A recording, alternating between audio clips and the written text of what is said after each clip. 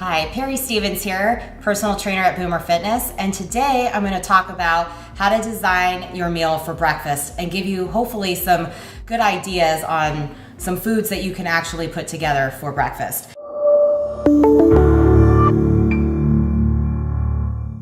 So the first thing that you always want to have is protein. There's some great sources of protein. As you can see here, I've got a gallon of egg whites because I go through so many egg whites. And then I have eggs. Now eggs and egg whites are great. I mean, they're loaded with high quality proteins, vitamins, minerals. The actual egg has good fats in it and has various trace minerals.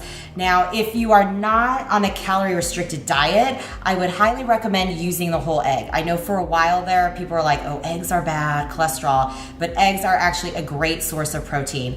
You do wanna be somewhat conscious because each egg is about 70 calories. So if you have 3 eggs, that's 210 calories right there.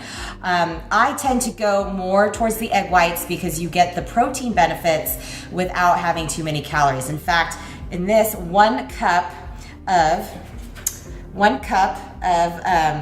egg whites is 26 grams of protein. So you get a really high source and it's only 120 calories. So I would definitely start with that. The other thing you could do would be turkey bacon. Turkey bacon is very low in fat, high in protein, and it kind of just gives you variety. If you want to add it with eggs, use it instead of eggs.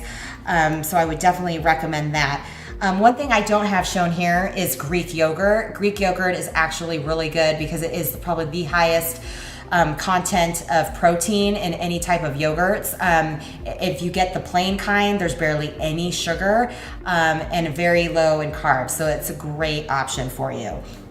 If we go to the carbohydrates, which that would be your second portion of your meal planning, there's a couple of things you can do. I have this big tub here of oatmeal. Oatmeal is great because it contains both soluble and insoluble fiber. Soluble fibers will actually form a gel that helps lower cholesterol and stabilize your blood glucose levels. You can add that with cinnamon, which cinnamon also lowers your blood glucose levels. So it's actually a double punch right there by having both.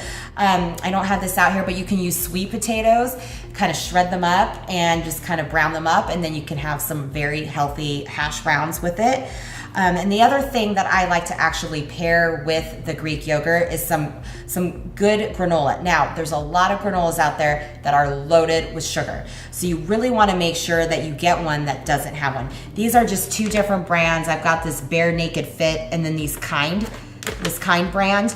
And you can see that it has a lot of protein, 4 grams for it. It is high in carbohydrates, 34, and 5 grams of fat. It does have some sugar.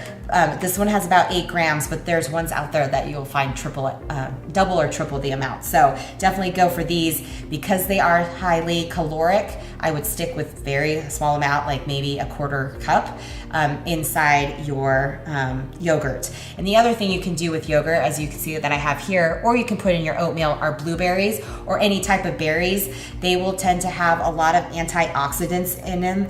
It actually will lower the total amount of cholesterol again in the blood, and it will decrease your risk of heart disease.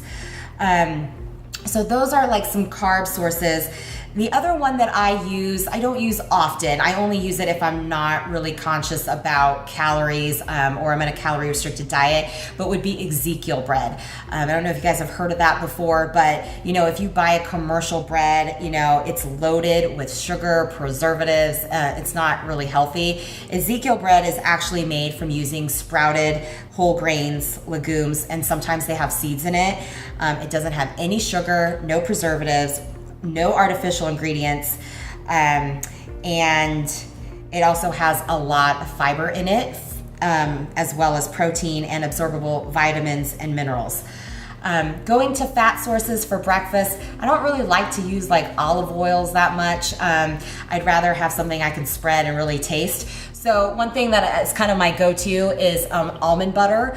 I typically I should preface this. I typically don't use a lot of fat for breakfast because I tend to work out in the morning. So breakfast usually either is a pre or post workout meal for me. And so you don't want to have fats around that. But if you have a workout later in the afternoon, definitely you can use some almond butter, maybe slice up some avocado and put that like on an omelet.